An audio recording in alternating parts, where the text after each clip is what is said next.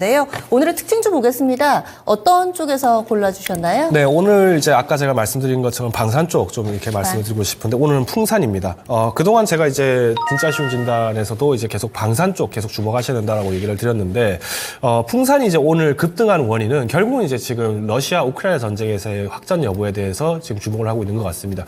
앞서서 제가 잠깐 설명드렸지만은 지금 리투아니아 이제 독일이 지금 영구 주둔구를 연내 150명까지 주둔시키겠다 해서 기갑부대 운용에 대해서 좀 이렇게 주목을 하고 있는 것 같고요. 더 나가서 이제 2027년까지는 5천여 명을 수용할 예정이다라고 지금 확인되고 있습니다.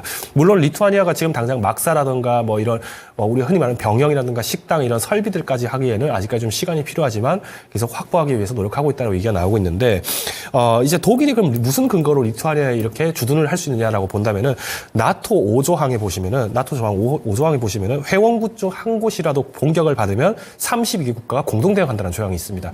그래서 우리가 북대서양 조약기구의 이 나토가 사실은 과거 구소련을 견제하기 위해서 만들어진 조약이라고 얘기한 게 바로 여기에 있던 거죠. 근데 우크라이나가 최근에 이제 나토 가입하겠습니다라고 얘기를 하자마자 러시아가 바로 전쟁을 했었죠. 그러면 실제 여기에 대해서 유럽국들이 직접적인 지원을 하지 못했던 이유도 당시 나토 가입국이 아니었다는 이유만으로 사실 쉬쉬할 수밖에 없었다는 겁니다. 그러다 보니까 가장 먼저 불만 목소리를 높였던 게 폴란드였고요. 폴란드 같은 경우는 지금 우리나라의 K9 장비라든가 이런 걸 굉장히 많이 대거드리고 있는 원인이 결국 우크라이나 무너지면 그때부터 전면전이라는 거를 이제 어느 정도 인지를 하고 있는 것 같습니다. 그래서 이제 서방에서는 사실 이렇게 이제 지금 본격적으로 안보 라인을 지금 탄탄하게 지금 잡아가고 있습니다. 물론 우리나라도 뭐 최근에 중국이나 북한, 러시아에 대한 어떤 위협 수준에 대해서 경각심을 계속 갖고 있는 건데 지금 이제 풍산이 그러면 유독 기존에 LIG 넥스원, 뭐 하나 에어로스페이스, 그러니까 주요 장비들을 수출했던 기업들이 잘 됐는데 왜 오늘은 유독 풍산이 잘 갔느냐라고 얘기한다면 크게 두 가지가 있습니다. 첫 번째는 지금 우크라이나의 지금 탄약을 우리나라가 지금 사실 풍산을 통해서 지금 지원이 되고 있는 상황인데 우크라이나가 하루에 소모하는 포탄이 약 2,000발입니다. 그러면 이게 어떻게 되냐? 지금 현재 전선에 있는 포병 부대들 같은 경우 하루에 한 발 내지 두 발밖에 못 쏜다는 겁니다. 반면에 러시아는 지금 하루에 10,000발씩 쏘고 있습니다.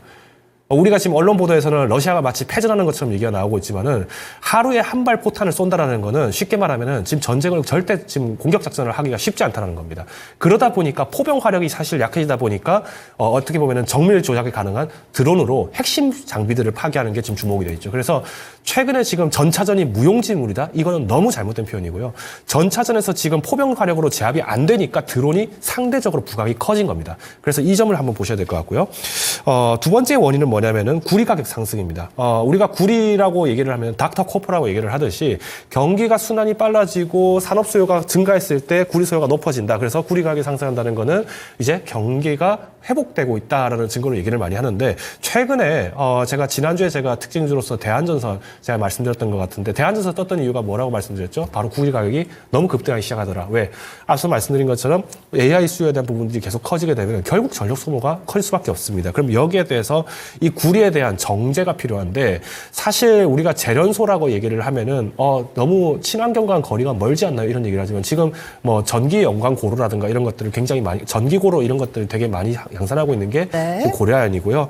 지금 이하로 100을 달성하기 위해서 이제 가스 설비 발전이라든가 이런 것들을 계속 이제 확보를 하고 있습니다. 그래서 조금 더 지켜보시면 좋을 것 같습니다. 그래서 일단 풍산은 이처럼 이제 신동 가격에 대한 부분들의 영향이다. 구리 가격인데 2023년도에 좀 아쉬웠던 부분이 뭐였느냐라고 따져본다면 신동 가격에서 신동사 부분에서 구리 가격에 대한 원재료 부담 때문에 영업이익이 많이 후퇴했다라는 지목을 아마 보셨을 겁니다. 그래서 지금 이제 풍산을 만약에 신규 투자하시는 분이다 하더라도 일단 변동성은 크게 요인이 두 가지다라는 걸 좀 보셔야 되는데 첫 번째는 당연히 종전에 대한 영향이겠죠. 근데 종전이 단기간에 될 것 같지는 않습니다. 오히려 전쟁 여파는 총선 이후 그리고 대선 이후까지도 미국의 대통령 선거 이후까지도 조금 더 주목이 될 것으로 보여지고요.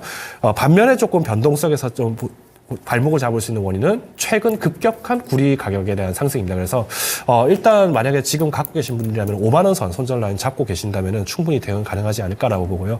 신규 진입도 이 5만 원 선은 밴드 안에서 플러스 마이너스 2,000원 정도에서 기술적인 매매는 충분히 유효하다고 판단하고 있습니다. 네. 그래서 지정학적 리스크 그리고 구리 가격 두 가지가 변수가 되겠는데 오늘도 신고가를 기록한 풍산에 대해서 깊게 자세하게 설명을 해드렸습니다.